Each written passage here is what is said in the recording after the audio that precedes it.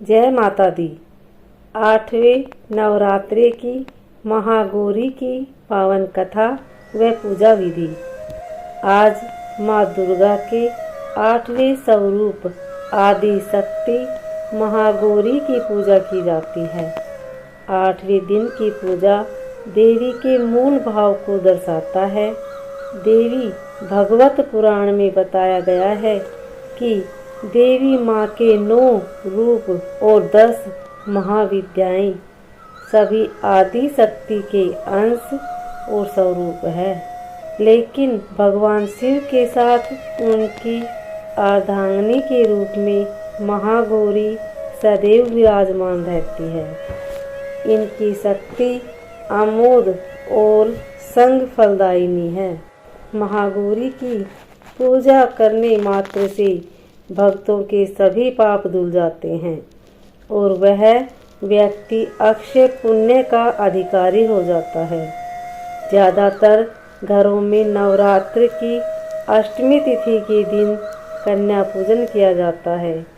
वहीं कुछ लोगों के घर नवमी तिथि के दिन कन्या पूजन करते हैं। शिव पुराण के अनुसार महागौरी को 8 साल की उम्र में ही अपने पूर्व जन्म की घटनाओं का आभास होने लग गया था। उन्होंने इसी उम्र से ही भगवान शिव को अपना पति मान लिया था और शिव को पति रूप में पाने के लिए तपस्या भी शुरू कर दी थी। इसलिए अष्टमी तिथि को महागौरी के पूजन का विधान है। इस दिन दुर्गा सप्तमी के मध्यम चरित्र का पाठ करना विशेष फलदायी होता है। जो लोग 9 दिन का व्रत नहीं रख पाते, वे पहले और 8वें दिन का व्रत कर पूरे 9 दिन का फल प्राप्त कर सकते हैं। महागौरी की कथा। देवी भागवत पुराण के अनुसार देवी पार्वती अपने तपस्या के दौरान केवल कंदमूल फल और पत्तों का आहार करती थी। बाद में माता ने केवल वायु पीकर ही तप करना आरंभ कर दिया। तपस्या से माता पार्वती को महान गौरव प्राप्त हुआ और इससे उनका नाम महागौरी पड़ा। माता की तपस्या से प्रसन्न होकर भगवान शिव ने उनको गंगा में स्नान करने के लिए कहा। जिस समय माता पार्वती गंगा में स्नान करने गई, तब देवी का एक स्वरूप श्याम वर्ण के साथ प्रकट हुई, जो कौशिकी कहलाई, और एक स्वरूप उज्जवल चंद्र के समान प्रकट हुआ, जो महागौरी कहलाई।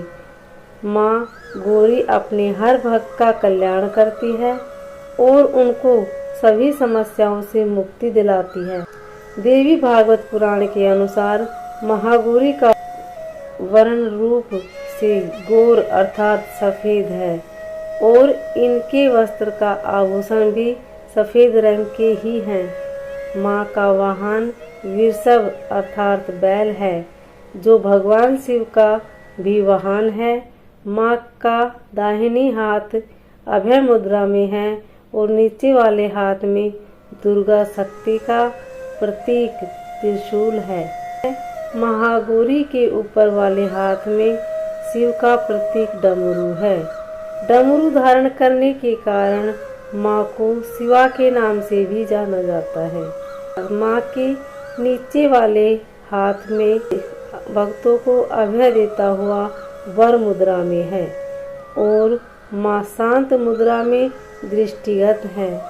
देवी के इस रूप की प्रार्थना करते हुए देव और ऋषिगण कहते हैं, माँ महागौरी अपने भक्तों के लिए अन्नपूर्णा स्वरूप है।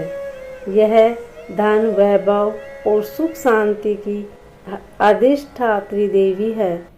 सामाजिक रूप में इनका स्वरूप बहुत ही उज्जवल, कोमल, श्वेत वर्ण और श्वेत वस्त्रधारी है।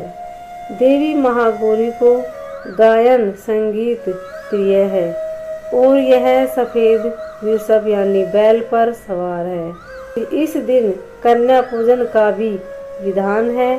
कुछ लोग नवमी के दिन भी कन्या पूजन करते हैं, लेकिन अष्टमी के दिन कन्या पूजन करना श्रेष्ठ रहता है। कन्याओं की संख्या 9 हो तो अति उत्तम है, नहीं तो 2 कन्याओं के साथ भी पूजन किया जा सकता है। अष्टमी तिथि के दिन नारियल का भोग लगाने की परंपरा है। भोग लगाने के बाद नारियल प्रसाद रूप में बांट दे। वहीं जो भक्त कन्या पूजन करता है वे हलवा, पूड़ी, सब्जी और काले चने का प्रसाद विशेष रूप से बनाया जाता है।